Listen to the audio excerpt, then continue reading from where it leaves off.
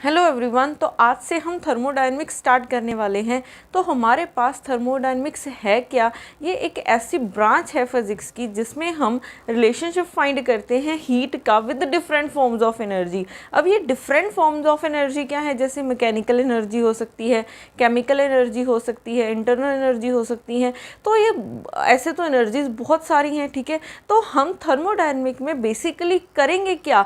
एक जो हमारी एनर्जी है, ठीक है, जैसे हीट ही है, एक फॉर्म ऑफ एनर्जी दूसरी फॉर्म में कैसे कन्वर्ट होती है वो हमने स्टडी करनी है, ठीक है। अब इसकी हम कुछ टर्म्स देखते हैं जो कि बहुत यूज़ होती हैं, थर्मोडायनेमिक्स में भी यूज़ होती हैं और वो स्टैटिस्टिकल फिजिक्स में भी बहुत यूज़ होती हैं।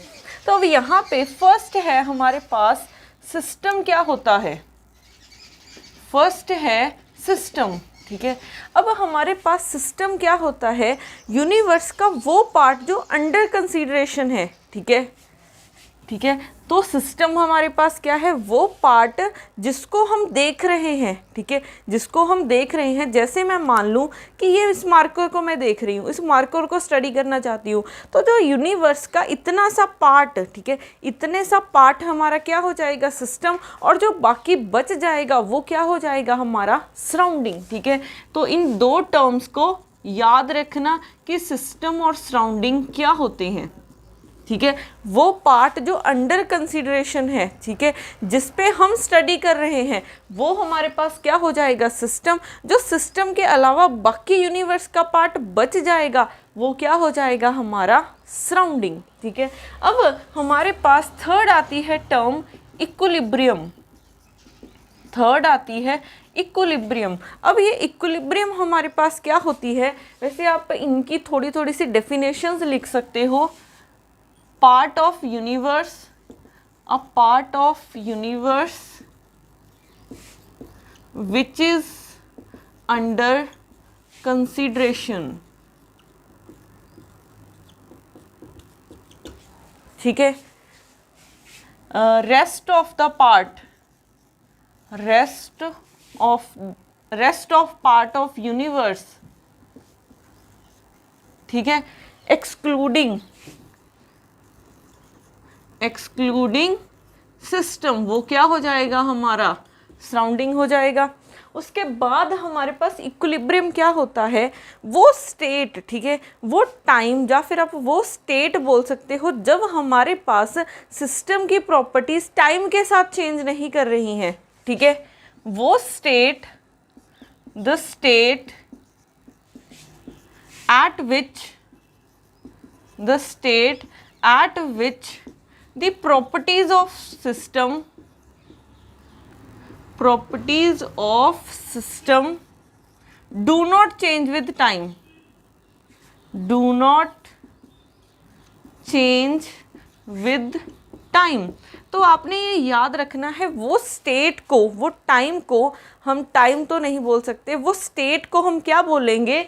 इक्विलिब्रियम बोलेंगे, जहाँ पे हमारे पास जो हमारी सिस्टम की जितनी भी प्रॉपर्टीज़ हैं वो टाइम के साथ वेरी ना करें या फिर टाइम के साथ चेंज ना हो, तो स्टेट को हम क्या बोलेंगे? इक्विलिब्रियम बोलेंगे, ठीक है। अब ये इक्विलिब्रियम हमारे पास 3 टाइप्स का होता है। ये हमारे पास 3 टाइप्स का होता है। फर्स्ट टाइप कौन सी है? फर्स्ट है मैकेनिकल इक्विलिब्रियम, फिर आएगा थर्मल इक्विलिब्रियम, उसके बाद आता है केमिकल इक्विलिब्रियम, ठीक है। इक्विलिब्रियम हमारे पास 3 टाइप्स का होता है, मैकेनिकल इक्विलिब्रियम, थर्मल इक्विलिब्रियम और केमिकल इक्विलिब्रियम। अब ये इन इक्विलिब्रियम में होगा क्या? अगर हम मैकेनिकल इक्विलिब्रियम की बात करें, ठीक है, हमने बोला था कि सिस्टम की प्रॉपर्टीज चेंज नहीं हो रही हैं टाइम के साथ। सिस्टम की कौन सी प्रॉपर्टी चेंज नहीं हो रही हैं? अगर सिस्टम का प्रेशर चेंज नहीं हो रहा है टाइम के साथ, ठीक है, अगर सिस्टम का प्रेशर चेंज नहीं हो रहा है टाइम के साथ, ठीक है, टेम्परेचर बोल रही हूँ, टाइम के साथ वेरिएशन देखनी है। अगर सिस्टम का प्रेशर टाइम के साथ वेरी नहीं कर रहा है तो उस स्टेट को हम क्या बोलेंगे? मैकेनिकल इक्विलिब्रियम में है हमारा सिस्टम, ठीक है। अगर हमारे पास सिस्टम का टेम्परेचर चेंज नहीं हो रहा है टाइम के साथ, ठीक है, अगर सिस्टम का टेम्परेचर टाइम के साथ चेंज नहीं हो रहा है तो उस सिस्टम को हम उस स्टेट को क्या बोलेंगे कि वो थर्मल इक्विलिब्रियम में है। ठीक है, मैकेनिकल के लिए प्रेशर, थर्मल के लिए टेम्परेचर, और chemical equilibrium means composition same होनी चाहिए। कॉम्पोजिशन मीन्स मास सेम होना चाहिए। ठीक है, कॉम्पोजिशन मीन्स मास, या फिर यहाँ पे हम नंबर ऑफ पार्टिकल्स भी बोल सकते हैं, नंबर ऑफ पार्टिकल्स भी बोल सकते हैं। तो इसका ध्यान रखना कि इक्विलिब्रियम हमारे पास 3 टाइप्स का होता है। मैकेनिकल में प्रेशर सेम होगा, थर्मल में टेम्परेचर सेम होगा, और केमिकल इक्विलिब्रियम में हमारे पास मास या फिर नंबर ऑफ पार्टिकल, या फिर आप क्या बोल सकते हो, कॉम्पोजिशन सेम रहेगी। ठीक है, अगर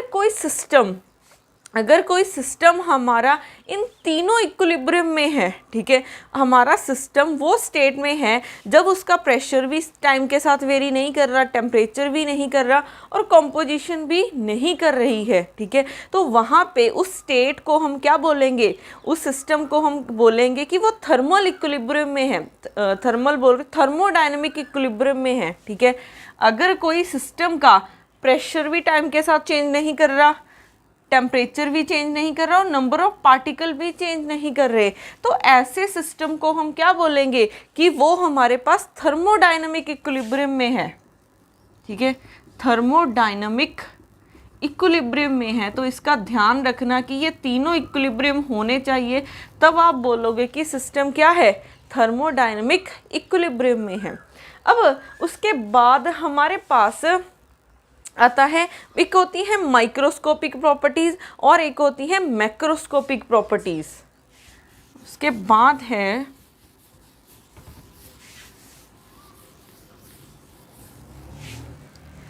एक होती है हमारे पास मैक्रोस्कोपिक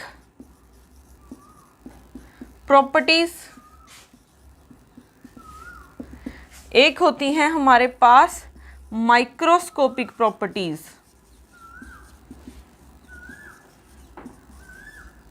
अब इसका ना एक याद रखना कि अगर आप माइक्रो की बात कर रहे हो, ठीक है, MI के साथ है, अगर आप माइक्रो की बात कर रहे हो तो आप सिस्टम के पार्टिकल्स की बात कर रहे हो। ठीक है, यहाँ पे उसके पार्टिकल्स की बात कर रहे हो। ठीक है, अगर आप मैक्रोस्कोपी की बात कर रहे हो मीन्स कंप्लीट सिस्टम की बात कर रहे हो। ठीक है, तो यहाँ पे मैक्रोस्कोपिक प्रॉपर्टीज भी बोल सकते हो, या फिर क्वांटिटीज भी बोल सकते हैं यहाँ पे, और क्वांटिटीज। ठीक है, तो कौन सी हमारे पास मैक्रोस्कोपिक क्वांटिटीज होती हैं और कौन सी हमारे पास माइक्रोस्कोपिक क्वांटिटीज होती हैं। एक जैसे हमारे पास एक सिस्टम है, ठीक है, एक सपोज कर लो हमारे पास सिस्टम है जिसमें बहुत सारे पार्टिकल्स हैं। ठीक है, बहुत सारे पार्टिकल्स हैं, तो इसको मान लेते हैं कि सिस्टम में n नंबर ऑफ पार्टिकल्स हैं, और इसका पूरे का मास कितना है, हमारे पास m है। और यहाँ पे हमारे पास इस सिस्टम का अगर हम टेम्परेचर नोट करें तो हमारे पास हो जाएगा T टेम्परेचर हो जाएगा। अगर हम इसका प्रेशर देखें तो P प्रेशर हो जाएगा। और अगर हम टोटल वॉल्यूम देखें, या फिर एक एक पार्टिकल का भी वॉल्यूम देख सकते हैं। ठीक है, V लिख रही हूँ तो पूरे सिस्टम के वॉल्यूम की बात कर रही हूँ। अब देखो, अगर हम, ठीक है, वो क्वांटिटीज़ जो सिस्टम के पार्टिकल्स को डिस्क्राइब कर रही हैं, वो क्वांटिटीज़ जो सिस्टम के पार्टिकल्स को डिस्क्राइब कर रही हैं, वो हमारी होंगी माइक्रोस्कोपिक। ठीक है, तो माइक्रोस्कोपिक किसी के पार्टिकल्स को डिस्क्राइब करती हैं। तो ये क्वांटिटीज़ हमारे पास कौन सी हो जाएंगी, जैसे नंबर ऑफ पार्टिकल्स। ठीक है, ये नंबर ऑफ पार्टिकल्स हमें पार्टिकल को देख के पता चलेगा। ठीक है, पूरे सिस्टम को देख के तो नहीं पता चलेगा कि कितने हैं। ठीक है, हमें एक एक पार्टिकल को देखना पड़ेगा। तो जो क्वांटिटीज़ हमारे सिस्टम के पार्टिकल्स को डिस्क्राइब कर रही हैं, तो उसको हम क्या बोलेंगे, माइक्रोस्कोपिक। तो इसमें क्या आ जाएगा, जैसे नंबर ऑफ पार्टिकल्स, जैसे वॉल्यूम आ जाएगा, उसके बाद जैसे मास आ जाएगा। अब यहाँ पे अगर हम टेम्परेचर और प्रेशर की बात करें, आप एक एक पार्टिकल का तो प्रेशर नहीं देख रहे हो, ठीक है, आप एक एक पार्टिकल का तो प्रेशर नहीं देख रहे हो, तो आपने पूरे सिस्टम का प्रेशर देख सकते हो या फिर पूरे सिस्टम का टेम्परेचर देख सकते हो। तो ये दो वेरिएबल्स ऐसे हैं जो क्या कर रहे हैं, पूरे सिस्टम को डिस्क्राइब कर रहे हैं। ये हमें ये नहीं बता रहे कि हाँ इस पार्टिकल का प्रेशर इतना है, टेम्परेचर इतना है, ये हमें क्या बता रहे हैं कि हमारे टोटल सिस्टम का प्रेशर इतना है, टेम्परेचर इतना है। तो इन क्वांटिटीज़ को हम क्या बोलेंगे, मैक्रोस्कोपिक क्वांटिटीज़। तो टेम्परेचर, प्रेशर ये हमारी क्या हो जाएंगी, मैक्रोस्कोपिक क्वांटिटीज़ हो जाएंगी। तो इनका ध्यान रखना है, जो हमारे पास एक एक पार्टिकल को डिस्क्राइब कर रही हैं, ठीक है, जो पार्टिकल को डिस्क्राइब करती हैं वो माइक्रोस्कोपिक, अगर पूरे सिस्टम को डिस्क्राइब कर रही हैं, ठीक है, तो वो हो जाएंगी हमारे पास मैक्रोस्कोपिक क्वांटिटीज़।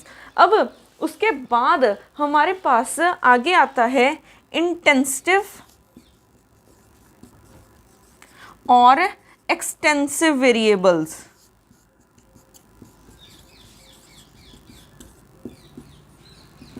इंटेंसिव और एक्सटेंसिव वेरिएबल्स। अब ये वेरिएबल या फिर ये क्वांटिटीज़ क्या होती हैं। अब देखो यही सिस्टम था, ठीक है, इसमें n नंबर ऑफ पार्टिकल्स थे, इसका वॉल्यूम v था। अब मैंने क्या किया, इस सिस्टम को हाफ डिवाइड कर दिया, ठीक है, इस सिस्टम को मैंने क्या किया, 2 पार्ट्स में डिवाइड कर दिया। अगर मैंने इसको 2 पार्ट्स में डिवाइड कर दिया है, अब कौन से जो क्वांटिटीज़ या फिर जो वेरिएबल्स इस पार्टीशन के साथ इफ़ेक्ट हो जाएंगे, ठीक है, जो वेरिएबल इस पार्टीशन करने की वजह से इफ़ेक्ट हो जाएंगे वो हमारे पास होंगे एक्सटेंसिव, और जो इफ़ेक्ट नहीं होंगे इस पार्टीशन करने के कारण, ठीक है, तो वो हो जाएंगे हमारे पास इंटेंसिव वेरिएबल, ठीक है। तो ये होते हैं इंडिपेंडेंट या फिर नॉट इफेक्टेड, और ये क्या हो जाएंगे, इफेक्टेड वेरिएबल, या फिर डिपेंडेंट वेरिएबल बोल सकते हैं, डिपेंडेंट वेरिएबल, ठीक है। अब जैसे टोटल नंबर ऑफ पार्टिकल्स हमारे कितने थे, n, जब मैंने सिस्टम को डिवाइड कर दिया हाफ, ठीक है, तो यहाँ पे कितने आ जाएंगे, n1 नंबर ऑफ पार्टिकल्स आ गए, यहाँ पे n2 आ गए, तो टोटल कितना हो जाएगा, n1 प्लस n2 हो जाएगा। तो यहाँ पे अगर आप देखोगे इस n को इफेक्ट हुआ है, नंबर ऑफ पार्टिकल्स को इफेक्ट हुआ है, क्यों, क्योंकि अगर आप सिस्टम को 2 पार्ट्स में डिवाइड कर दोगे तो हाफ पार्टिकल इस पार्ट में आ जाएंगे, हाफ पार्टिकल्स इस वाले पार्ट में आ जाएंगे, तो नंबर ऑफ पार्टिकल्स इफेक्ट हो रहे हैं, किसके कारण, इस सिस्टम को पार्टीशन करने की वजह से। तो ये हमारे क्या हो जाएंगे, एक्सटेंसिव वेरिएबल हो जाएंगे, ये हमारे एक्सटेंसिव वेरिएबल हो जाएंगे। सिमिलरली अगर आप वॉल्यूम को देखोगे, पहले टोटल वॉल्यूम v था, अब यहाँ पे ये v1 हो जाएगा, ये v2 हो जाएगा, और टोटल वॉल्यूम कितना हो जाएगा, v1 प्लस v2। तो वॉल्यूम भी इफेक्ट हो रहा है पार्टीशन होने की वजह से, तो यहाँ पे क्या हो जाएगा, v भी एक एक्सटेंसिव वेरिएबल है।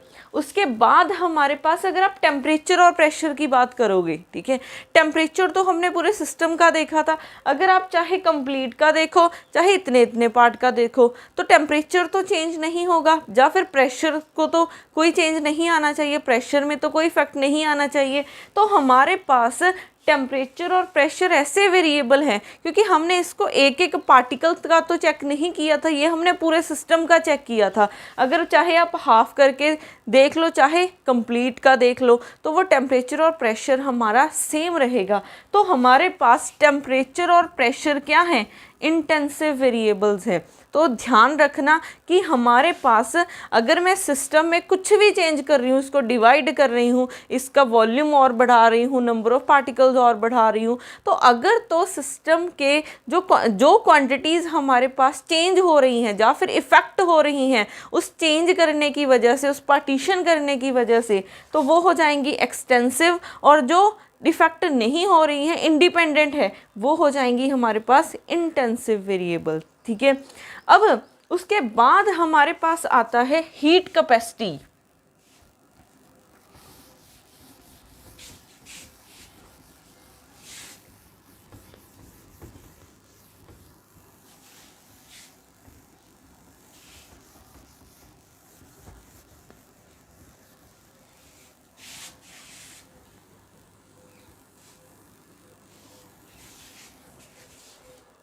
उसके बाद है हीट कैपेसिटी। अब हमारे पास हीट कैपेसिटी क्या होती है? हीट कैपेसिटी होती है, या फिर स्पेसिफिक हीट भी लिख सकते हैं, स्पेसिफिक हीट। तो हमारे पास ये क्या होती है, अगर मैंने किसी सिस्टम का, ठीक है, किसी सिस्टम का 1 डिग्री, 1 केल्विन भी बोल सकते हो, 1 केल्विन या फिर 1 डिग्री टेम्परेचर राइज करना है, तो मुझे कितनी हीट की ज़रूरत पड़ेगी? ठीक है, एक सिस्टम का हमने 1 डिग्री टेम्परेचर इंक्रीज़ करना है, तो मुझे कितनी हीट की ज़रूरत पड़ेगी कि उस सिस्टम को देने के लिए कि उसका 1 डिग्री टेम्परेचर इंक्रीज़ हो जाए? तो उस जितनी हीट की ज़रूरत पड़ रही है उसको हम बोलेंगे हीट कैपेसिटी या फिर स्पेसिफिक हीट। ठीक है, तो ये क्या है? Heat required, the heat required to raise the temperature by 1 degree Celsius, या फिर केल्विन में भी ये गिवन हो सकता है। ठीक है, थ्रू 1 केल्विन और 1 degree Celsius is called specific heat, या फिर हीट कैपेसिटी बोल सकते हो। अब हमारे पास, अब आपने कब इसको हीट कैपेसिटी बोलना है और कब आपने इसको स्पेसिफिक हीट बोलना है? तो अगर तो आप पूरे सिस्टम की बात कर रहे हो, पूरे सिस्टम का आपने 1 डिग्री टेम्परेचर इंक्रीज करना है, तो जितनी हीट की ज़रूरत पड़ेगी वो आपके पास हो जाएगा हीट कैपेसिटी। अगर आप स्पेसिफिक हीट की बात करोगे तो 1 ग्राम सब्सटेंस का आपने 1 डिग्री टेम्परेचर इंक्रीज करना है। ठीक है, तो स्पेसिफिक हीट के लिए आपने क्या याद रखना है? 1 ग्राम सब्सटेंस का 1 डिग्री या फिर 1 केल्विन टेम्परेचर इंक्रीज करना है, तो जितनी हीट की ज़रूरत पड़ेगी वो हो जाएगा स्पेसिफिक हीट। तो टर्म्स में ध्यान रखना, ये पूरे सिस्टम की बात कर रहे हो तो हीट कैपेसिटी, और अगर हम सिर्फ 1 ग्राम सब्सटेंस की बात कर रहे हैं तो उसके लिए आप स्पेसिफिक हीट का, ठीक है, यूज़ करोगे। अब ये हमारे पास होती किसके इक्वल है? ये होती है हमारे पास dQ/dt के। जो स्पेसिफिक हीट है उसको मैं डिनोट कर रही हूँ C से, और इसकी वैल्यू होती किसके इक्वल है? dQ/dt के। ठीक है, अब हमारे पास इसकी भी 2 टाइप्स आती हैं। अगर मैं कांस्टेंट टेम्परेचर पे देखूँ तो क्या होगा, अगर मैं कांस्टेंट प्रेशर पे देखूँ तो क्या होगा।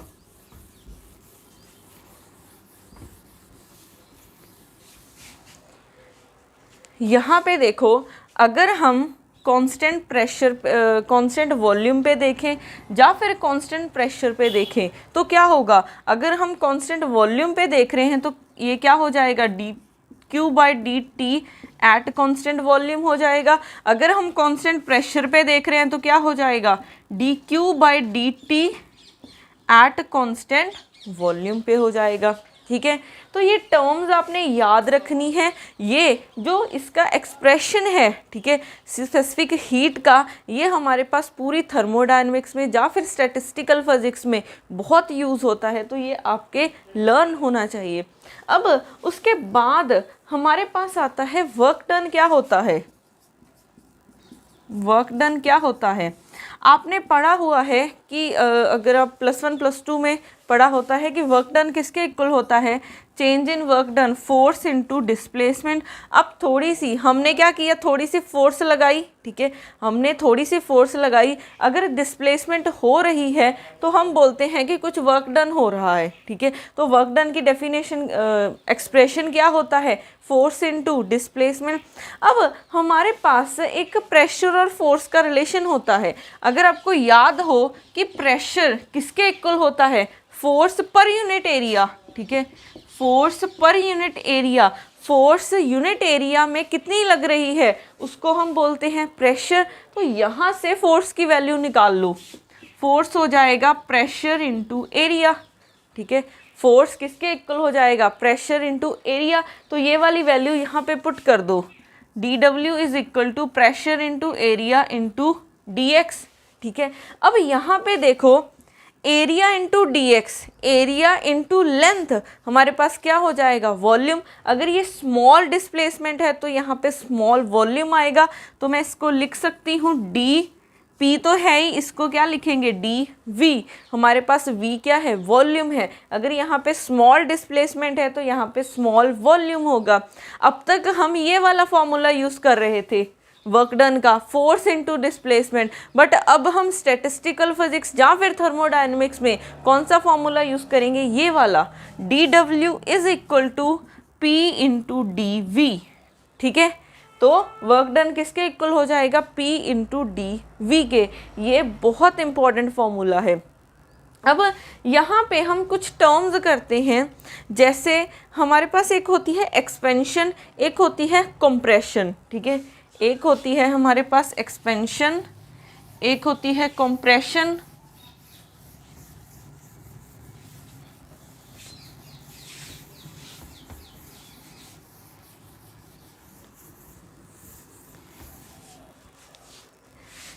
एक है एक्सपेंशन, ठीक है, एक है कंप्रेशन। तो ये दो टर्म्स क्या है, अगर हम एक्सपेंशन की बात कर रहे हैं, मींस सिस्टम एक्सपैंड हो रहा है। जैसे ये सिस्टम है, सपोज कर लो, ठीक है, यहाँ पे पहले ये सिस्टम ऐसे था, ठीक है, आपने क्या किया हुआ था, यहाँ पे कोई प्रेशर लगा के यहाँ पे एक पिस्टन लगाई हुई है। ठीक है, पिस्टन, आप इसको पिस्टन को क्या बोल सकते हो कि आपने इसको बंद करने के लिए कुछ फोर्स लगा के, ठीक है, कोई चीज़ रखी हुई है। अब यहाँ पे इतना हमारे पास वॉल्यूम है सिस्टम का, ठीक है, इसको हम डिनोट कर रहे हैं V1। अब अगर सिस्टम एक्सपैंड हो रहा है, एक्सपैंड होने का क्या मतलब है कि ऊपर की तरफ जाएगा। ठीक है, एक्सपैंड होने का मतलब है कि ये सिस्टम हमारा इतना ऊपर की तरफ जाएगा। तो ये अब यहाँ पे पहुँच गया, अब ये ऐसे पहुंच गया, पहले इतना था V1, अब ये इतना हो गया है, तो ये इतना वॉल्यूम हमारे पास क्या हो जाएगा, V2 हो जाएगा। तो यहाँ पे है चेंज इन वॉल्यूम, तो चेंज इन वॉल्यूम किसके इक्वल हो जाएगा, dV is equal to V2 minus V1 लिखेंगे। ठीक है, चेंज इन वॉल्यूम किसके इक्वल हो जाएगा, इतना हुआ है माइनस पहले कितना था, इतना, तो हमारे पास इतना चेंज हुआ है dV, ये किसके इक्वल हो जाएगा, V2 माइनस V1 के। तो हमारे पास वर्क डन किसके इक्वल हो जाएगा, P इंटू dV की वैल्यू V2 माइनस V1, यही हो जाएगा एक्सप्रेशन।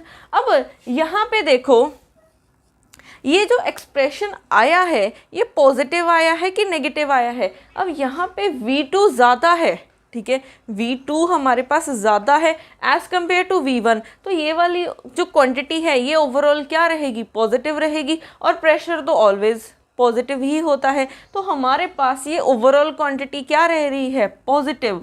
तो जब भी हमारे पास एक्सपेंशन होती है तो हमारे पास वर्क डन क्या होगा, पॉजिटिव होगा, इसका ध्यान रखना है, ये क्या होगा, पॉजिटिव होगा।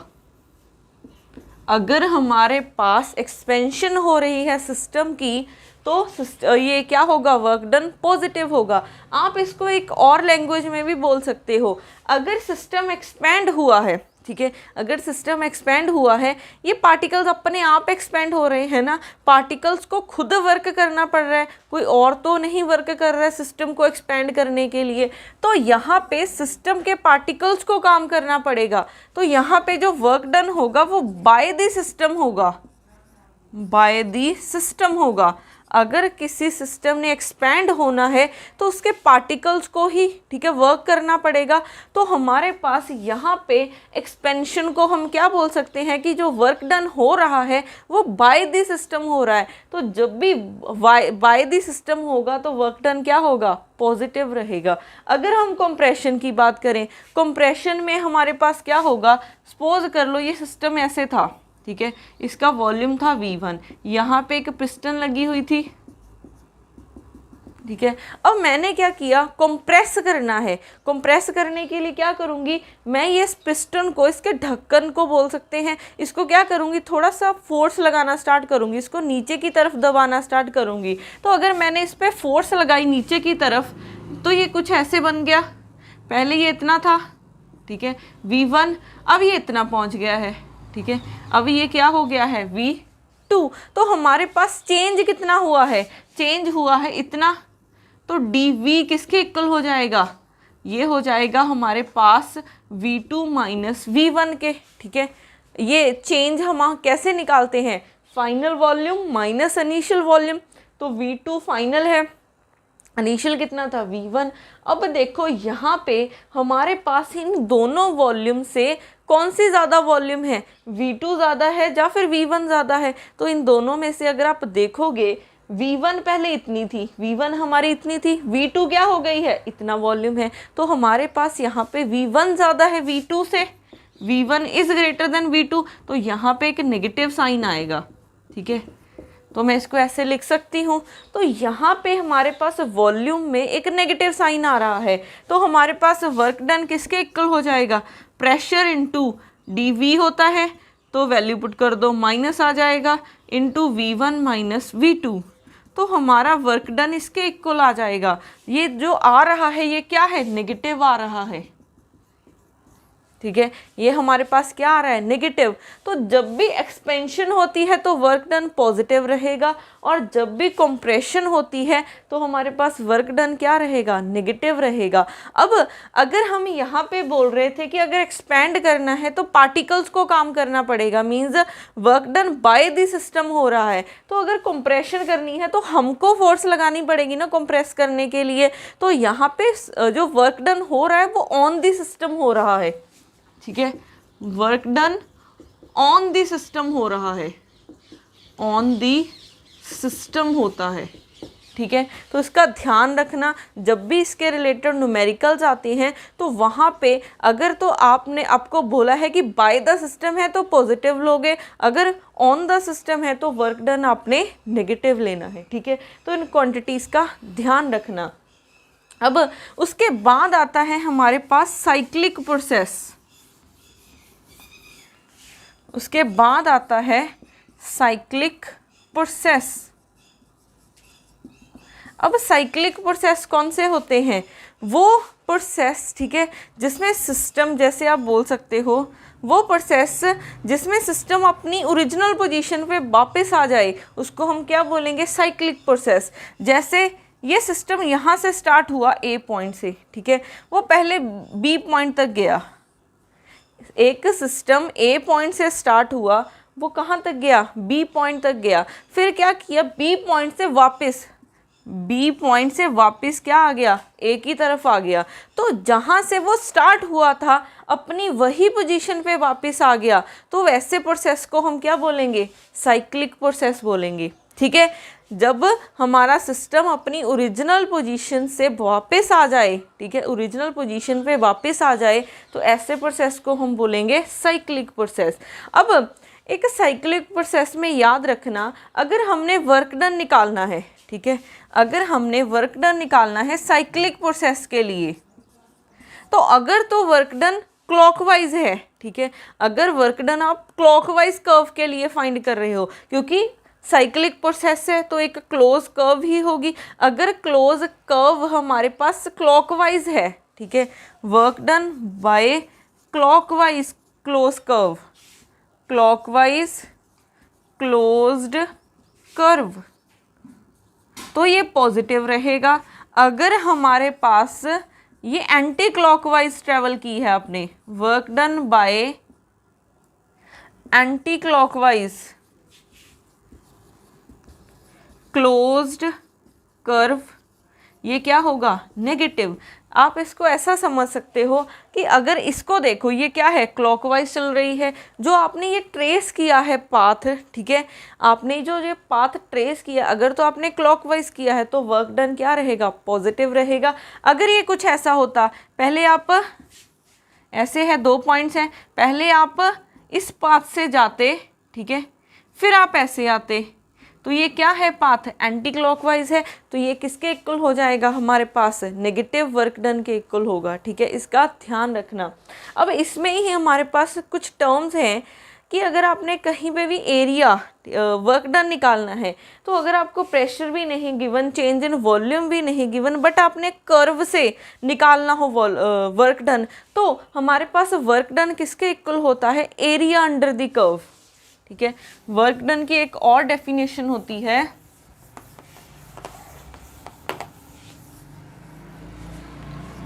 वर्क डन किसके इक्वल होता है?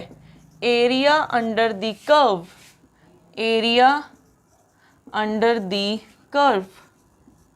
जैसे ये कर्व है कोई, ठीक है, इस तरफ वॉल्यूम है, इस तरफ प्रेशर है, तो सपोज कर लो ये कर्व थी आपके पास, ठीक है, आप ए पॉइंट से बी पॉइंट की तरफ गए, आप ए पॉइंट से बी पॉइंट की तरफ गए, ए पॉइंट से बी पॉइंट की तरफ गए, तो आपने फाइंड करना है कि आपने कितना वर्क डन किया है। तो आप कैसे फाइंड करोगे? इस कर्व का एरिया अंडर द कर्व निकाल लो, इसका एरिया अंडर द कर्व क्या हो जाएगा? वर्क डन हो जाएगा। ठीक है, तो कर्व से कभी भी वर्क डन निकालना हो तो उस कर्व का एरिया अंडर निकाल लेना। ठीक है, एरिया अंडर द कर्व आपके पास क्या हो जाएगा? वर्क डन हो जाएगा। तो इन टर्म्स का ध्यान रखना कि एक्सपेंशन में क्या हो रहा है, कंप्रेशन में क्या हो रहा है।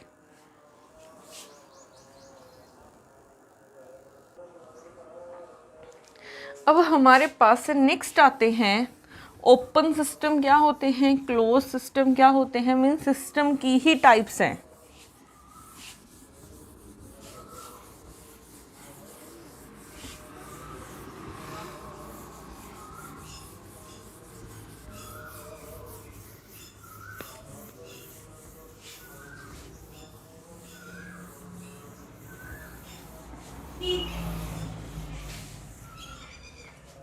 नेक्स्ट है टाइप्स ऑफ सिस्टम।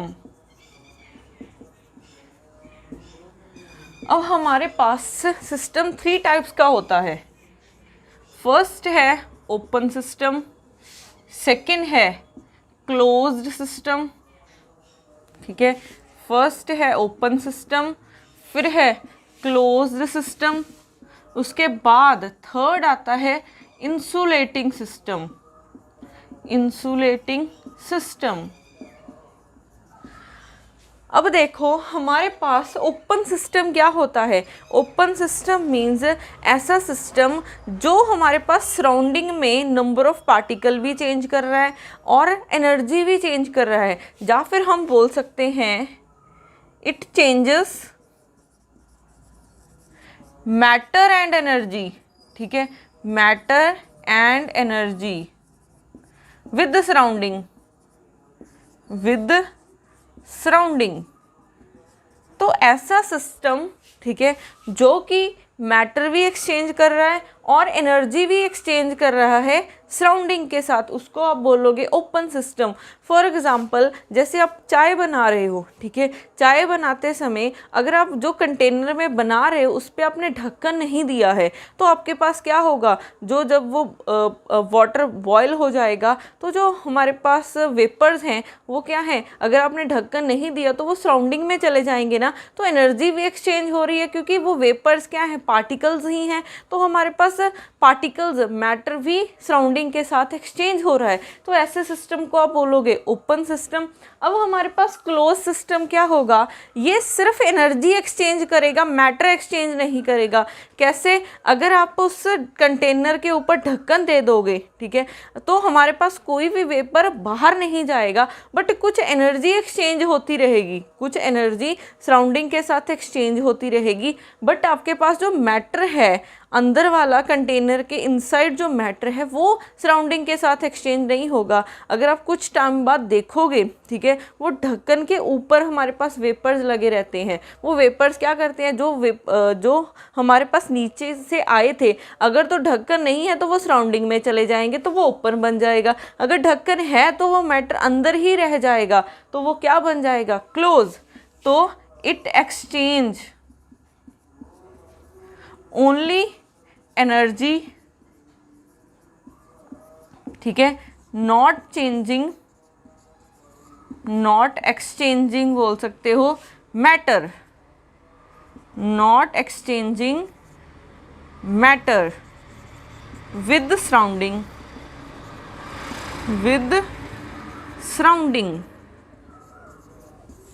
ठीक है। उसके बाद है इंसुलेटिंग सिस्टम। अब ये इंसुलेटिंग सिस्टम हमारे पास क्या होता है, जो ना तो एनर्जी एक्सचेंज कर रहा है और ना ही मैटर एक्सचेंज कर रहा है। तो ये क्या हो जाएगा हमारे पास, it neither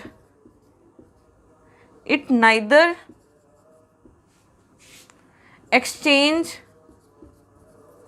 energy nor exchange matter, ठीक है, विद सराउंडिंग। तो ये ना तो एनर्जी एक्सचेंज कर रहा है और ना ही मैटर एक्सचेंज कर रहा है सराउंडिंग के साथ, तो ऐसे सिस्टम को आप क्या बोलोगे, इंसुलेटिंग सिस्टम, ठीक है। तो ये सिस्टम भी आपको पता होने चाहिए कि ओपन सिस्टम क्या होते हैं, क्लोज सिस्टम क्या होते हैं और इंसुलेटिंग सिस्टम क्या होते हैं। अब उसके बाद हम करते हैं थर्मोडायनेमिक्स के, हमने 3 लॉज करने हैं, ठीक है, जिसमें हम फर्स्ट लॉ करते हैं, जिसमें फर्स्ट लॉ है हमारे पास, first law of thermodynamics.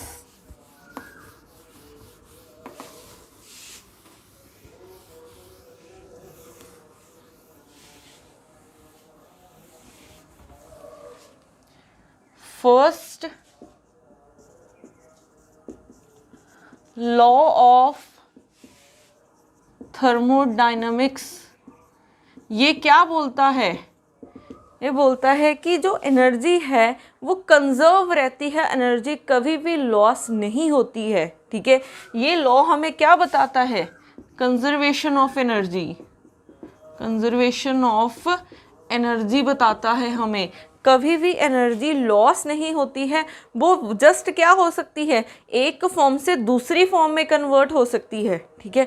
Energy एक फॉर्म से दूसरी फॉर्म में कन्वर्ट हो सकती है बट वो कभी भी लॉस नहीं होती है। अब इसी से हम एक और एक एक्सप्रेशन बना सकते हैं। वो एक्सप्रेशन क्या है, सपोज कर लो आपने सिस्टम को दिया है DQ हीट दी है, ठीक है, आपने किसी सिस्टम को DQ हीट दी है, वो DQ हीट जाएगी कहाँ, ठीक है। हमने क्या बोला है कि हीट या फिर एनर्जी एक फॉर्म से दूसरी फॉर्म में कन्वर्ट हो सकती है, तो कुछ तो जो हीट है सिस्टम को हमने DQ हीट दी है, तो सिस्टम ने कुछ तो हीट कुछ वर्क डन करने में यूज़ कर ली, ठीक है, कुछ तो हीट उसने वर्क डन करने में यूज़ कर ली, और कुछ हमारे पास जो बच गई हीट, क्योंकि वेस्ट तो नहीं होगी हीट, ठीक है, अब वेस्ट तो नहीं होगी हीट, वो क्या करेगा, system as a internal energy use कर लेगा उसको, ठीक है।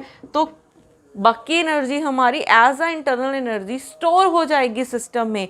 तो आप जितनी हीट दोगे या तो वो वर्क डन करेगा, अगर कुछ हीट बच जाती है तो वो as a internal energy system में स्टोर हो जाएगी, ठीक है।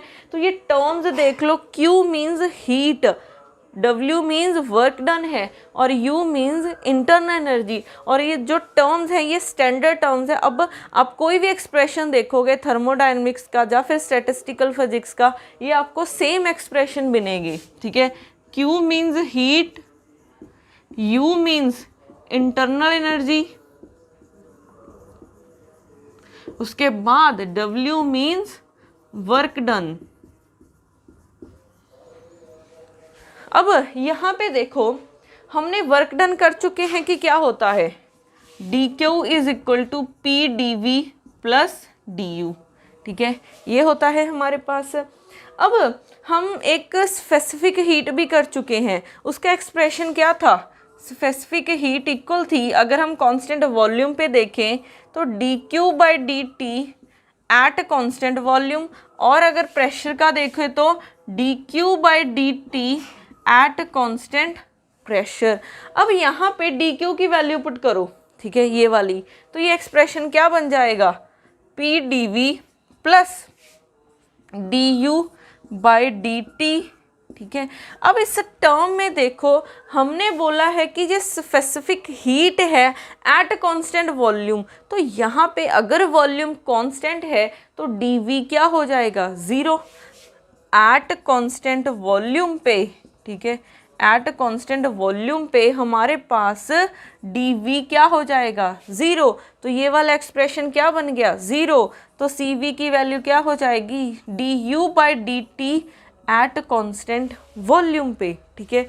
तो CV की क्या वैल्यू आ जाएगी du/dt एट कांस्टेंट वॉल्यूम पे। ये वाला एक्सप्रेशन बहुत इंपॉर्टेंट है, ठीक है। अब Cp की वैल्यू तो एज इट इज़ ही है, क्योंकि अगर आप कांस्टेंट प्रेशर पे देखोगे तो कोई भी टर्म ज़ीरो नहीं होगी, तो इसको आप dq/dt ही रखो, ठीक है। अब अगर हमने कहीं पे भी इन दोनों का रिलेशन फाइंड करना हो, ठीक है, वो भी हम फाइंड कर सकते हैं। वो कैसे फाइंड कर सकते हैं, यही इसी से हमें पता है। अब हम पहले फाइंड करते हैं relationship between Cp and Cv, ठीक है, relationship between Cp and Cv। तो वो कैसे फाइंड करेंगे, हमें पता है फर्स्ट लॉ यूज़ करके dq किसके इक्वल है du प्लस pdv। dq किसके इक्वल है du प्लस pdv। अब यहाँ पे वैल्यू पुट करो, dq की वैल्यू हम यहाँ से पुट कर सकते हैं, Cp की वैल्यू क्या हो जाएगी Cp into d t is equal to d q. यहाँ से हम डी क्यू की वैल्यू निकाल सकते हैं, Cp इंटू डी टी, ये वैल्यू आ गई, और यहाँ पे ये वैल्यू आ गई, और यहाँ से हम डी यू की वैल्यू निकाल सकते हैं। तो डी यू इक्वल हो जाएगा, मल्टीप्लाई कर दो Cv इंटू डी टी, ये आ जाएगा एक्सप्रेशन। अब ये दोनों एक्सप्रेशन यहाँ पे पुट कर दो, तो डी क्यू की वैल्यू क्या है Cp into d t is equal to d u की वैल्यू क्या है Cv into d t plus P into d v, यही हो जाएगा एक्सप्रेशन। अब इस टर्म को इस तरफ लेके आए, Cp minus Cv into d t is equal to P d v. अब यहाँ पे अगर हम आइडियल गैस इक्वेशन की बात करें, ठीक है, आइडियल गैस इक्वेशन की बात करें तो हमें पता है आइडियल गैस इक्वेशन क्या होती है PV is equal to nRT, ठीक है, PV is equal to nRT होती है। अगर हम 1 मोल की बात करें, फॉर 1 मोल की बात करें तो n की वैल्यू 1 हो गई, तो PV की वैल्यू क्या हो जाएगी nRT, ठीक है। तो अब इसका क्या करना है, आपने डेरिवेटिव करना है। तो क्योंकि मुझे क्या चाहिए P इंटू डी वी की वैल्यू चाहिए, तो एट अ कांस्टेंट प्रेशर पे डेरिवेटिव करोगे। तो अगर कांस्टेंट प्रेशर पे डेरिवेटिव किया, constant pressure means P into इसका डेरिवेटिव डी वी, एन भी एन की तो वैल्यू हमने 1 पुट कर दी। R क्या होता है यूनिवर्सल कांस्टेंट होता है, तो ये कांस्टेंट है, तो ये इसका डेरिवेटिव करोगे तो वो 0 आ जाएगा। तो T के साथ तो वो एज अ कांस्टेंट है, तो इसको हम आउटसाइड लिख लेते हैं, इनटू डी टी हो जाएगा। तो इसका डेरिवेटिव किया तो P into d v is equal to R into d t. अब ये वाली वैल्यू यहाँ पे पुट कर दो, तो Cp minus c v into d t is equal to क्या हो जाएगा R into d t. D t से डी टी कैंसिल, तो Cp minus c v is equal to R, और इस रिलेशन को हम बोलते हैं मेयर्स रिलेशन, मेयर्स फॉर्मूला भी बोलते हैं इसको, ठीक है। तो ये भी हमारे पास मोस्ट इम्पॉर्टेंट फॉर्मूला है, Cp माइनस सी वी किसके इक्वल है R के, ठीक है, Cp माइनस सी वी किसके इक्वल है R के। तो ये कुछ टर्म्स याद रखना, कौन सी वाली, एक तो Cv किसके इक्वल है du/dt के, यहाँ पे लिख देती हूँ जो जो टर्म्स आपने लर्न करनी है। Cv किसके इक्वल होता है du/dt एट कांस्टेंट वॉल्यूम, और Cp किसके इक्वल होता है dq/dt एट कांस्टेंट प्रेशर, और एक नया फॉर्मूला आया है Cp minus c v is equal to R, ठीक है।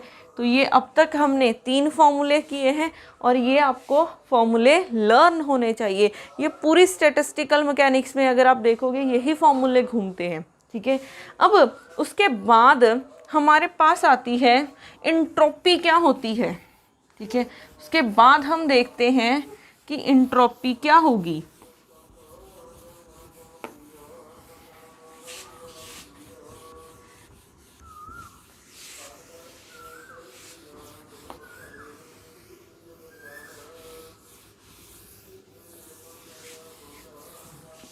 उसके बाद है इंट्रोपी। इंट्रोपी क्या होती है, सपोज कर लो जैसे ये मार्कर ही है, ठीक है। अब ये मार्कर पूरा ऑर्डर है। अब जैसे ही मैं क्या करूँगी, इसको थोड़ी सी हीट देनी स्टार्ट की। हीट अगर मैं दूंगी तो ये थोड़ा सा मेल्ट होना स्टार्ट हो जाएगा। मेल्ट होने का क्या मतलब है कि ये थोड़ा सा डिसऑर्डर आना स्टार्ट हो जाएगा इसमें। तो जो सिस्टम को अगर मैं थोड़ी सी हीट प्रोवाइड करूँ तो सिस्टम में डिसऑर्डरनेस आना स्टार्ट हो जाएगा। कितना डिसऑर्डरनेस आ रहा है वो हमें बताएगा। उसके लिए हमने एक क्वांटिटी बनाई है, वो क्या है, इंट्रोपी। तो मेजर ऑफ डिसऑर्डरनेस, ठीक है, इज कॉल्ड इंट्रोपी। तो इंट्रोपी क्या होती है कि सिस्टम में कितना डिसऑर्डर है वो हमें इंट्रोपी बताएगी। अब अगर इंट्रोपी का फॉर्मूला देखें, स्मॉल चेंज इन इंट्रोपी किसके इक्वल होगी, dQ/T। आप टेम्परेचर दोगे, टेम्परेचर देने का क्या मतलब है, आप थोड़ी सी हीट दे रहे हो। जितनी आप हीट दोगे उतनी ही आपके पास क्या आएगी, सिस्टम में डिसऑर्डरनेस आएगा। तो उतनी ही आपके पास क्या बनेगी, इंट्रोपी बनेगी। जितनी इंट्रोपी की वैल्यू ज़्यादा होगी मीन्स उतना डिसऑर्डरनेस ज़्यादा होगा। जितनी इंट्रोपी की वैल्यू कम होगी मीन्स आपके पास लेस डिसऑर्डरनेस होगी, ठीक है। तो ये टर्म याद रखना और यहाँ से हम dQ की वैल्यू निकाल सकते हैं। dQ क्या होता है, T इंटू ds। अब यहाँ पे S मत लिख देना, फिर एक्सप्रेशन गलत हो जाएगा, क्योंकि स्मॉल हीट दी है तो स्मॉल इंट्रोपी चेंज होगा, स्मॉल डिसऑर्डरनेस आएगा। तो dQ की वैल्यू आ जाएगी T इंटू ds। अब ये वाली वैल्यू अगर हम फर्स्ट लॉ में पुट कर दें, ये हमारा फर्स्ट लॉ था, तो यहाँ पे पुट कर दी, TdS is equal to PdV plus DU, ठीक है। अब हमारे पास ये कुछ क्वांटिटीज़ थी। अब उसके बाद हम करते हैं थर्मोडायनेमिक रिलेशंस, ठीक है, या फिर हम इसको मैक्सवेल रिलेशंस भी बोलते हैं।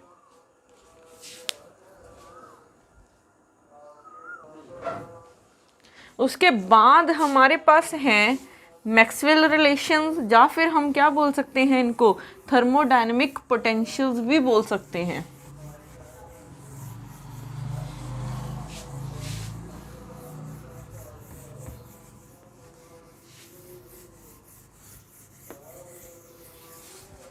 नेक्स्ट है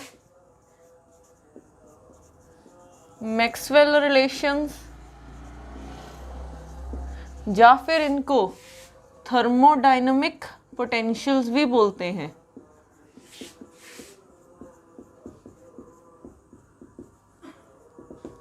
ठीक है। अब यहाँ पे देखो, फर्स्ट इसमें हमारे पास 4 रिलेशंस होते हैं, 1 बाय 1 फाइंड करेंगे इनको। फर्स्ट रिलेशन हम फाइंड करेंगे फर्स्ट लॉ से, ठीक है।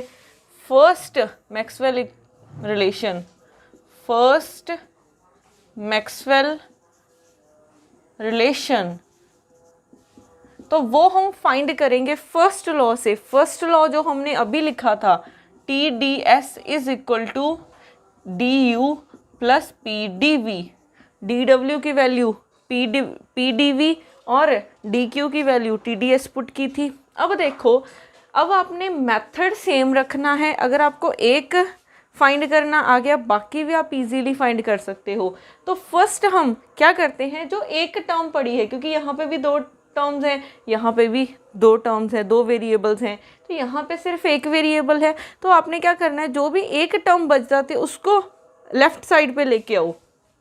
तो यहाँ से क्या हो जाएगा, DU इज इक्वल टू, मैं लिख सकती हूँ TdS माइनस PdV, यही हो जाएगा, ठीक है। इसको मैं इस तरफ ले आई तो TdS minus PdV is equal to DU। तो आपने इसी फॉर्म में लेके आना है, ठीक है। जो 1 वेरिएबल होता है उसको लेफ्ट हैंड साइड पे रखना है। अब यहाँ पे आपने क्या करना है, अगर हम कांस्टेंट, या तो इस टर्म को कांस्टेंट कर दो या फिर इस टर्म को कांस्टेंट कर दो, ठीक है। मेथड सेम है। अब यहाँ पे अगर मैं कांस्टेंट वॉल्यूम रखूँ, ठीक है, eight constant volume, eight constant volume. तो अगर कांस्टेंट वॉल्यूम है तो dv 0 हो जाएगा। आपने क्या करना है, एक बार इस टर्म को 0, एक बार इस टर्म को 0। तो फर्स्ट टाइम अगर इसको 0 रखा तो dv 0 मीन्स वॉल्यूम कांस्टेंट हो जाएगा। तो ये टर्म बन जाएगी du is equal to TdS। तो यहाँ से t की वैल्यू आ जाएगी du/ds। कब? जब हमारा वॉल्यूम कांस्टेंट है, क्योंकि अगर वॉल्यूम कांस्टेंट ना होता तो ये भी टर्म होती। तो अगर वॉल्यूम कांस्टेंट है तो ये 0 है, तो यहाँ से t की वैल्यू निकल सकती है। ठीक है, मेथड सेम रखना है, एक समझ लो, बाकी आप खुद से भी कर सकते हो। तो अब यहाँ पे एक बार आपने ds को 0 कर दिया, ds 0 means at constant entropy. तो ds 0 है तो ये टर्म क्या हो जाएगी, du is equal to -p dv।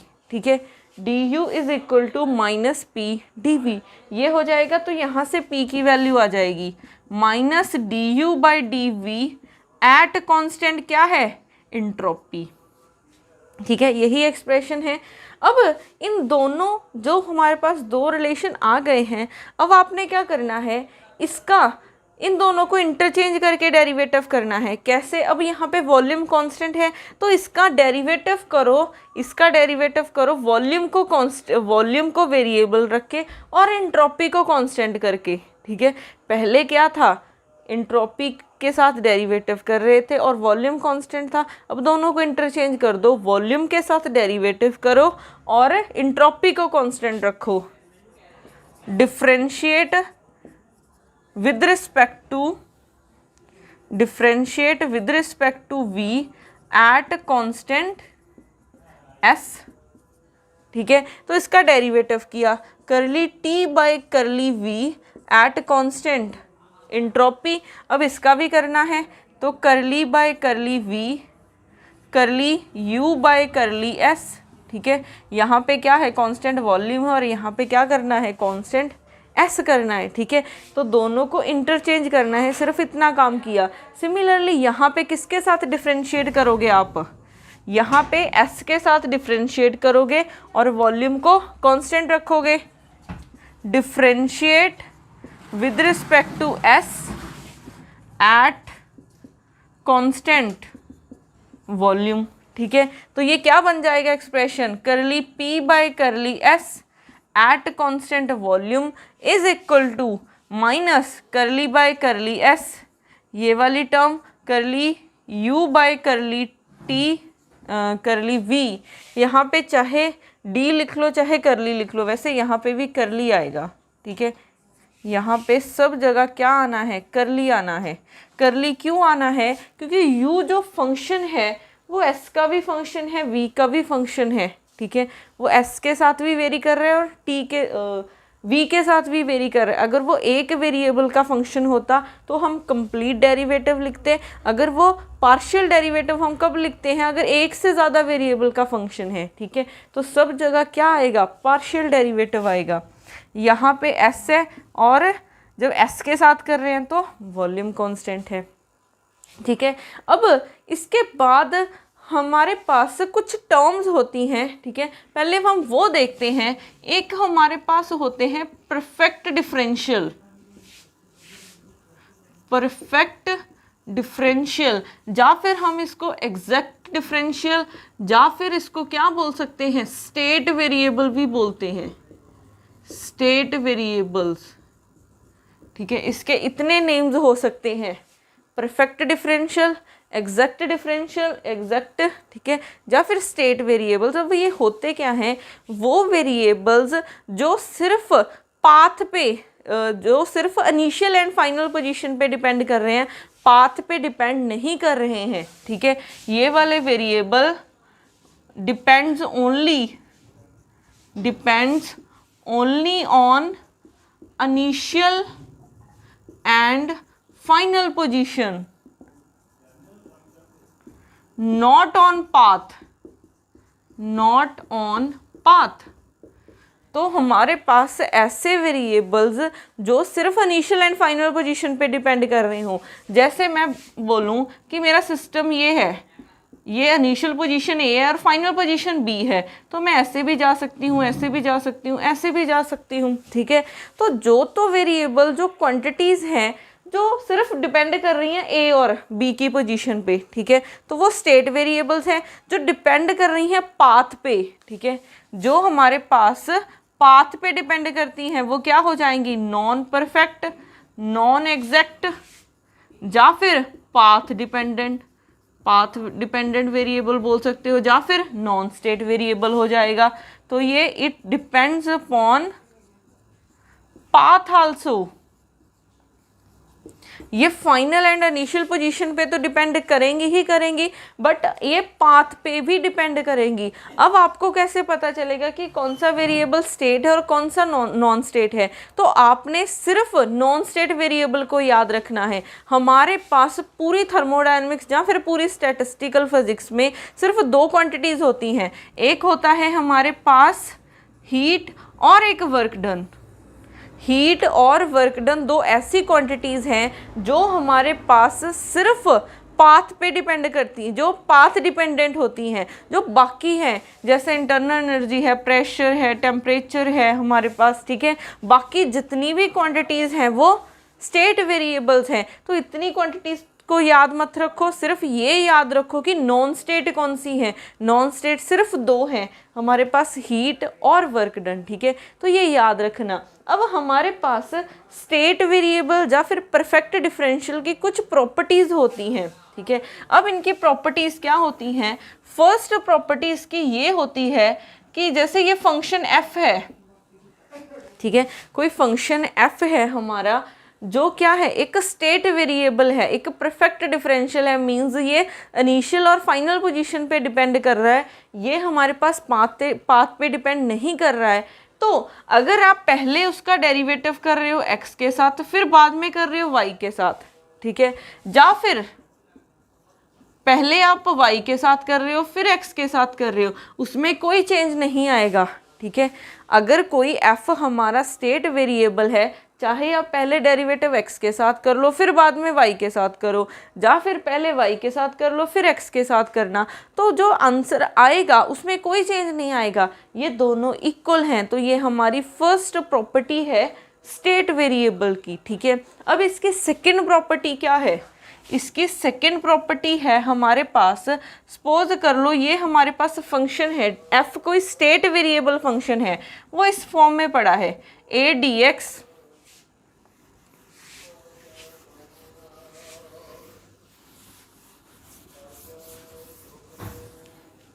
कोई हमारा फंक्शन है df is equal to a dx b dy plus c dz, और ये हमारा फंक्शन x, y और z वेरिएबल्स पे डिपेंड कर रहा है, और a, b, c हमारे पास क्या है, कॉन्स्टेंट्स हैं। अब अगर हमारा f एक स्टेट वेरिएबल है, ठीक है, अगर f एक स्टेट वेरिएबल है या फिर परफेक्ट डिफरेंशियल है, तो मैं इसको लिख सकती हूँ, ठीक है। पहले क्या करना है, आपने इन दोनों टर्म्स को देखना है, ठीक है, a dx plus b dy को। तो यहाँ पे हमें कुछ ऐसे लिख सकती हूँ, करली a, इस मेथड को समझना है, ठीक है। अगर आपने ये मेथड सीख लिया तो अगर आपको मैक्सवेल इक्वेशन फाइंड करने को पूछा जाए तो सिर्फ आपने इतना लेंथी करने की ज़रूरत नहीं है, आप यहाँ से ही बता सकते हो कि हमारी फर्स्ट मैक्सवेल इक्वेशन क्या होगी, ठीक है। तो उसको ध्यान से समझना। करली a के नीचे क्या लिखना है, ये y वाला, इसके नीचे ये लिखना है, इसके नीचे ये लिखना है, तो करली a बाय करली y।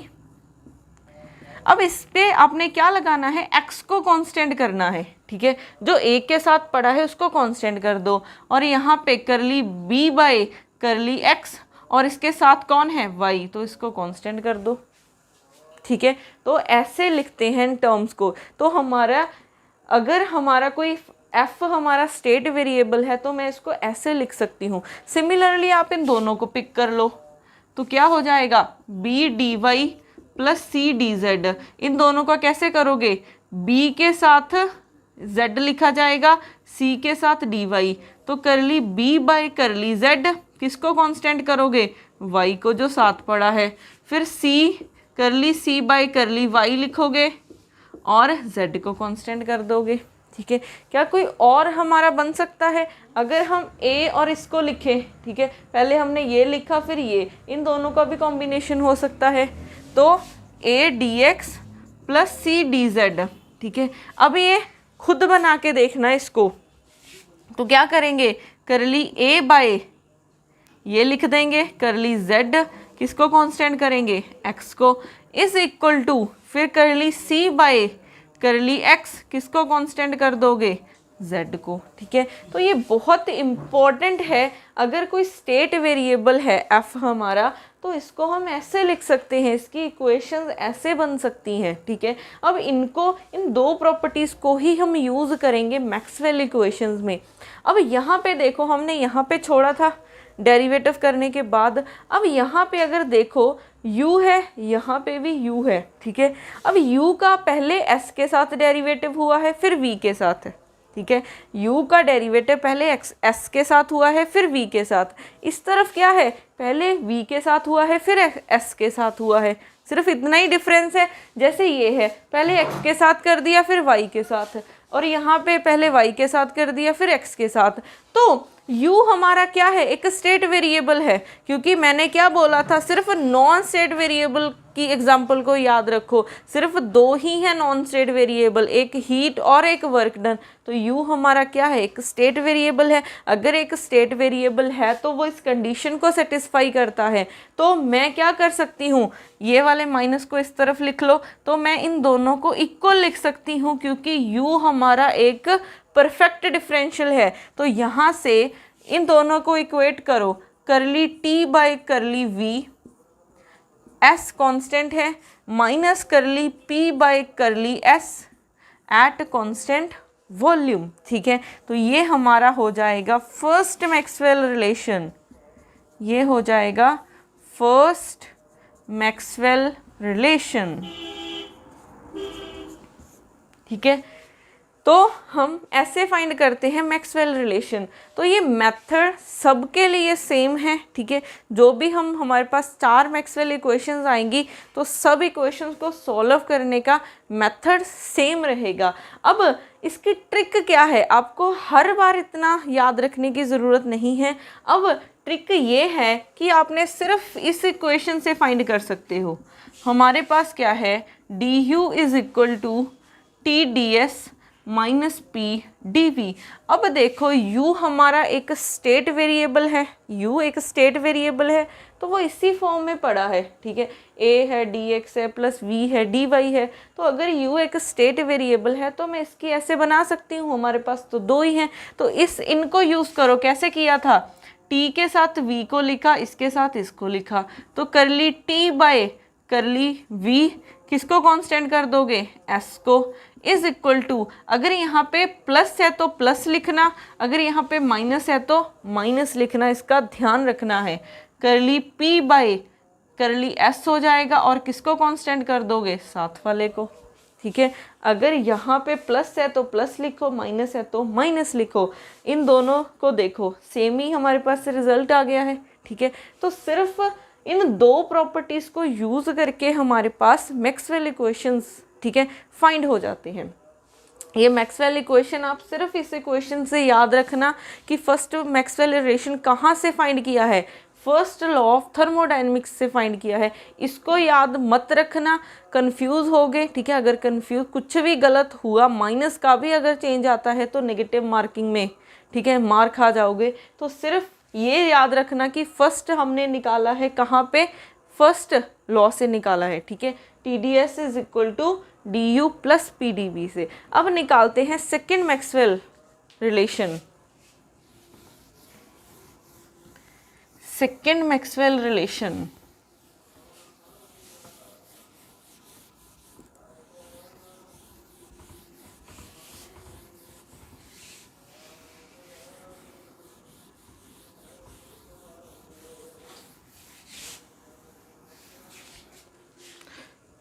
Second Maxwell relation. तो सेकेंड मैक्सवेल हम रिलेशन निकालेंगे इंथैल्पी से। तो इंथैल्पी को हम डिनोट करते हैं H से। ये किसके इक्वल होती है, U प्लस पी वी। हमारे पास इंथैल्पी भी एक फॉर्म ऑफ एनर्जी ही है, या फिर हम बोल सकते हैं हमारे पास कितना कंटेंट ऑफ एनर्जी है, ठीक है, हमारे पास कितनी एनर्जी है जो कि वर्क डन में यूज़ हो सकती है, उसको हम क्या बोल सकते हैं, इंथैल्पी। या फिर सिस्टम में कितनी एनर्जी है टोटल, ठीक है, टोटल कितनी एनर्जी है उसको आप क्या बोलते हो, enthalpy. Total energy in a system, total energy in a system, but कुछ कंडीशन है, ठीक है, वो कंडीशन क्या है, क्योंकि टोटल एनर्जी इंटरनल एनर्जी भी तो हो सकती है। तो हमारे पास total energy in a system at constant pressure, at constant pressure पे, तो अगर आपने सिस्टम को कांस्टेंट प्रेशर पे मेंटेन करना है तो आपको कुछ एनर्जी की ज़रूरत पड़ेगी। कितनी एनर्जी की ज़रूरत पड़ रही है, वो होती है इंथैल्पी, ठीक है। तो ये कंडीशंस याद रखना कि इंथैल्पी होती है कांस्टेंट प्रेशर पे, ठीक है। अब हमारे पास, क्योंकि अगर आपने मैक्सवेल इक्वेशन फाइंड करनी है तो डेरिवेटिव की फॉर्म में था, तो इसका डेरिवेटिव करते हैं, इसका डेरिवेटिव करते हैं। तो हमारे पास डेरिवेटिव किया, डी एच किसके इक्वल हो जाएगा, डी यू। यहाँ पे हमने कोई भी कंडीशन नहीं लगाई कि कांस्टेंट प्रेशर है, कांस्टेंट वॉल्यूम है, तो डेरिवेटिव किया p into d v plus v into t p, ठीक है। अब यहाँ पे ये मत बोल देना कि मैंने बोला है इंथैल्पी एट कांस्टेंट प्रेशर होती है, तो प्रेशर को कांस्टेंट रख के डेरिवेटिव नहीं बोला है। मैंने क्या बोला है, एनर्जी होती है सिस्टम को कांस्टेंट मेंटेन करने के लिए, ठीक है, कांस्टेंट प्रेशर मेंटेन करने के लिए जितनी एनर्जी की ज़रूरत पड़ेगी, तो ये एक्सप्रेशन का हमने डेरिवेटिव करना है। यहाँ पे कोई कंडीशन नहीं लगाई कि प्रेशर कांस्टेंट है, वॉल्यूम कांस्टेंट, तो ये हो जाएगा, यहाँ पे प्रोडक्ट रूल लग जाएगा, ठीक है। अब फर्स्ट लॉ से अगर हम देखें, फर्स्ट लॉ को यूज़ करो, क्या होता है, t d s is equal to d u plus p d v. यहाँ से डी यू की वैल्यू क्या आ जाएगी, t d s minus p d v. तो ये वाली वैल्यू ऊपर पुट कर दो, तो ये डी एच किसके इक्वल आ जाएगा, t d s minus p d v plus p d v. D u की वैल्यू ये पुट कर दी, फिर ये वाली वैल्यूज़ है प्लस पी डी पी। तो यहाँ से ये वाला फैक्टर कैंसिल हो गया, तो d h is equal to t d s plus v d p, यही आ जाएगा फैक्टर, ठीक है। तो अब यहाँ पे देखो, ये तो उसी फॉर्म में है, ठीक है, क्योंकि हमने बोला था ये भी दो टर्म्स हैं, ये भी दो टर्म्स हैं, तो एक टर्म हमारी लेफ्ट हैंड साइड पे होनी चाहिए, तो वो प्रेजेंट है। अब हमने क्या करना है, मैक्सवेल रिलेशन फाइंड कैसे किया था, फर्स्ट वाला, आपने पहले एक बार इसको ज़ीरो कर देना है, एक बार इसको ज़ीरो कर देना है, तो करेंगे। तो एट पहले हम डी एस को ज़ीरो किया, मीन्स एस हमारा कॉन्स्टेंट है, ठीक है। तो यहाँ से डी एच किसके इक्वल आ जाएगा, v into d p. V की वैल्यू आ जाएगी d h by d p, कब, जब हमारा s कांस्टेंट है। सिमिलरली एक बार p को कांस्टेंट कर दो, मीन्स डी पी को ज़ीरो किया, मीन्स p को कांस्टेंट कर रहे हो, अगर कांस्टेंट होगा तभी तो डेरिवेटिव ज़ीरो होगा। तो यहाँ से क्या आ जाएगा, यहाँ से d h is equal to t into d s. तो यहाँ से t की वैल्यू क्या आ गई, डी एच करली आएगा यहाँ पे, क्योंकि ये एक का फंक्शन नहीं है, करली h bye curly s at constant p, ठीक है। अब नेक्स्ट स्टेप क्या होता है, इन दोनों को इंटरचेंज करके डेरिवेटिव कर दो। पहले यहाँ पे s कांस्टेंट है तो s के साथ डेरिवेटिव करो, तो करली v बाय करली s, ठीक है। प्रेशर को कांस्टेंट कर दो, करली बाय करली एस, करली एच बाय करली पी, ये एस कांस्टेंट था और अब हमारा पी कांस्टेंट है, ठीक है। सिमिलरली यहाँ पे क्या करोगे, पी के साथ डिफ्रेंशिएट करो और एस को कांस्टेंट रखना, तो curly T by curly P at constant S is equal to curly by curly P curly H by curly S at constant p, और यहाँ पे हमारा s कांस्टेंट है, ठीक है। अब यहाँ पे ना तो यहाँ पे Q है और ना ही वर्क डन है, तो H हमारा क्या है, एक स्टेट वेरिएबल है, ठीक है, क्योंकि Q और W को छोड़ के बाकी जितने भी वेरिएबल्स हैं वो सारे क्या हैं हमारे पास, स्टेट वेरिएबल। तो अगर H स्टेट वेरिएबल है ही है हमारा स्टेट वेरिएबल, तो इस कंडीशन को लगा सकते हैं, क्योंकि यहाँ पे देखो पहले P के साथ है फिर S के साथ है, अब यहाँ पे क्या है, पहले S के साथ है फिर P के साथ है, तो सेम ही बात है, तो इन दोनों को क्या कर सकते हो, इक्वेट कर सकते हो। तो यहाँ से हमारे पास क्या आ जाएगा, करली V, इन दोनों को इक्वेट करके curly V by curly S at constant P is equal to curly T by curly P at constant S। तो ये हमारा सेकंड मैक्सवेल रिलेशन आ जाएगा, सेकंड मैक्सवेल रिलेशन आ जाएगा, ठीक है। अब इसकी ट्रिक भी है, ठीक है, हम इसको भी यूज़ कर सकते हैं, तो उसके लिए हम इसको यूज़ करेंगे। तो हमारे पास DH किसके इक्वल है, TDS प्लस VDP। अब हमारे पास H स्टेट वेरिएबल है और वो इसी फॉर्म में है, तो इन दोनों को बनाओ तो ये क्या हो जाएगा, करली T बाय P के साथ करोगे, किसको कांस्टेंट रखोगे, S के साथ, इसके साथ ये और इसके साथ ये, तो करली V, यहाँ पे प्लस है तो प्लस, यहाँ पे प्लस है तो प्लस, करली V by curly S at constant pressure. तो ये सेम ही है ऊपर वाला, ठीक है। तो आप सिर्फ इस इक्वेशन से फाइंड कर सकते हो फर्स्ट मैक्सवेल रिलेशन। अब उसके बाद हम फाइंड करते हैं थर्ड मैक्सवेल रिलेशन।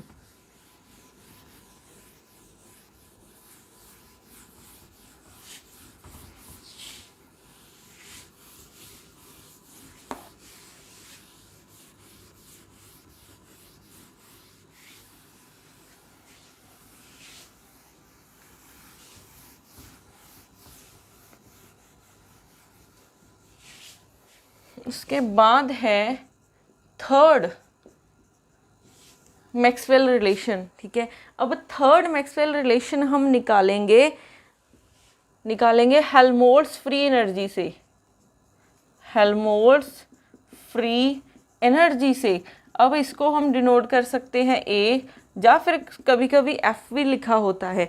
अब ये हेल्महोल्ट्ज़ फ्री एनर्जी होती क्या है, ये हमारे पास सिस्टम की एनर्जी होती है, या फिर हम इसको बोलते, ये है तो एनर्जी ही। अगर आपने सिस्टम को, ठीक है, सिस्टम को कांस्टेंट टेम्परेचर एंड वॉल्यूम पे मेंटेन करना है, ठीक है, सिस्टम का आपने ना तो प्रेशर टेम्परेचर चेंज होने देना है और ना ही वॉल्यूम चेंज होने देना है।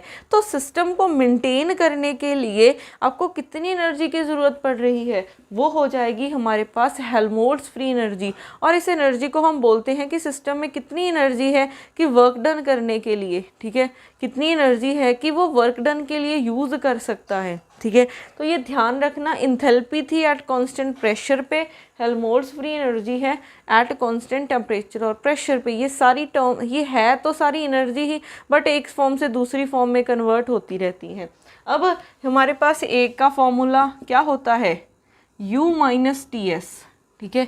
A हमारे पास किसके इक्वल होता है, U माइनस TS। अब हमने डेरिवेटिव करना है, तो क्या करोगे, DA is equal to DU, यहाँ पे प्रोडक्ट रूल लगाओगे, पहले T को एज इट इज़ S का, फिर S को ऐसे ही रखा dt का। अब फर्स्ट लॉ यूज़ करके du की वैल्यू निकालनी है, तो ये क्या हो जाएगी, TDS माइनस PDV, ये वैल्यू पुट कर दी हमने, माइनस TDS माइनस SDT।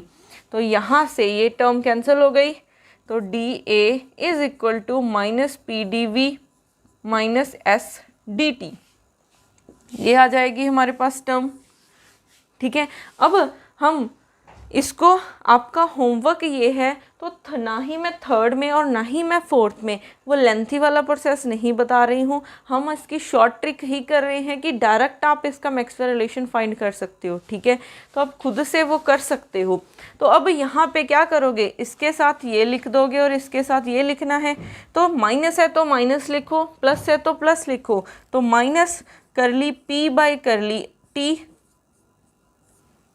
ठीक है, v को कांस्टेंट कर दोगे, फिर क्या आ जाएगा आपके पास, माइनस है करली s बाय, सॉरी यहाँ पे क्या लिखना है, यहाँ पे लिखना है t, और s के साथ ये आता है वॉल्यूम वाला, ठीक है, curly s by curly v आ जाएगा एट कांस्टेंट टेम्परेचर, ठीक है, माइनस के साथ माइनस कैंसिल, तो curly p by curly t at constant volume is equal to curly s by curly v at constant temperature.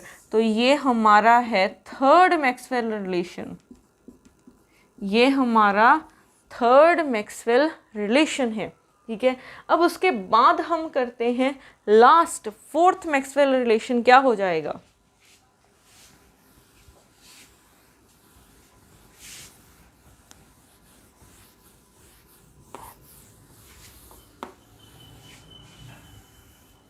उसके बाद है फोर्थ मैक्सवेल रिलेशन, ठीक है।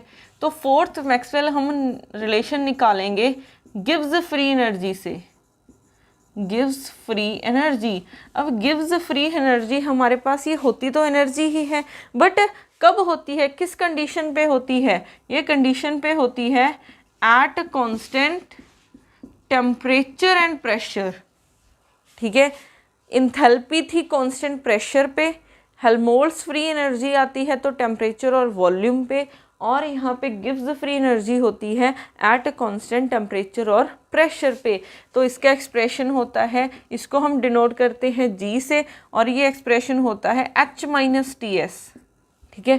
G किसके इक्वल होता है, H माइनस TS। अब इसका डेरिवेटिव कर दो, तो DG किसके इक्वल हो जाएगा, DH माइनस प्रोडक्ट रूल लगाओ TDS माइनस S dt। अब DH की हमें वैल्यू पुट करनी है। अब यहाँ पे हमें पता है H किसके इक्वल था, U प्लस PV के, ठीक है, डेरिवेटिव कर दो, तो DU प्लस PdV, ठीक है, और V इंटू DP यही था।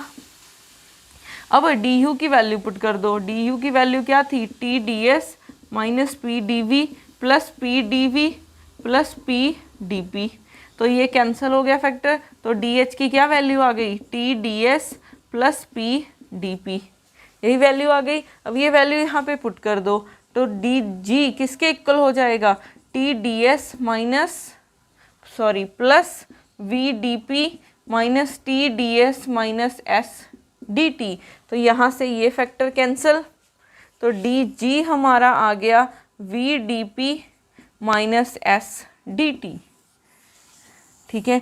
तो अब हम डायरेक्ट निकाल सकते हैं इससे, तो कैसे निकालोगे, V के साथ ये आएगा और S के साथ ये आएगा, प्लस है curly V by curly T at constant P is equal to minus है curly S by curly P at constant temperature पे।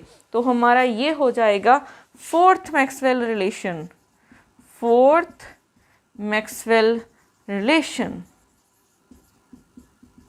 ठीक है। तो ऐसे हम ये चारों के चारों मैक्सवेल रिलेशन फाइंड कर सकते हैं। अब हमने ये रिलेशन कैसे, ठीक है, फाइंड किए हैं,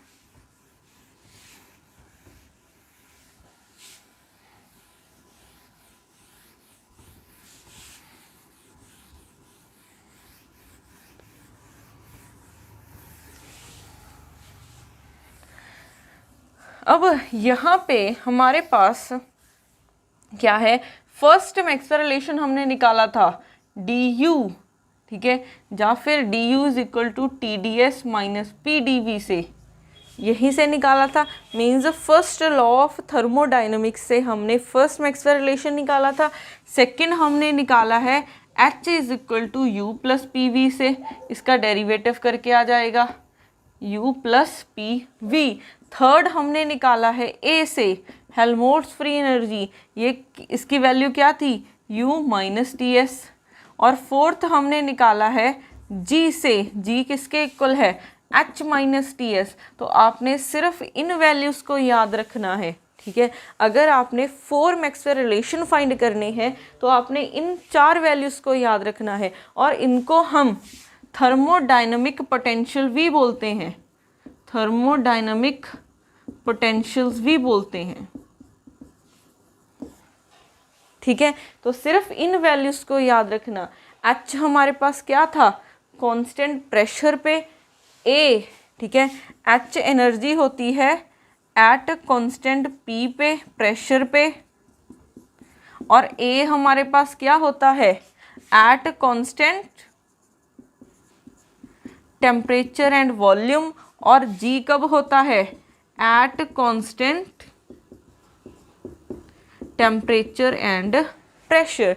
तो ये सारी टर्म्स आपको पता होनी चाहिए, और इससे नेक्स्ट, ठीक है, जो होगा वो हम नेक्स्ट क्लास में करेंगे। Thank you.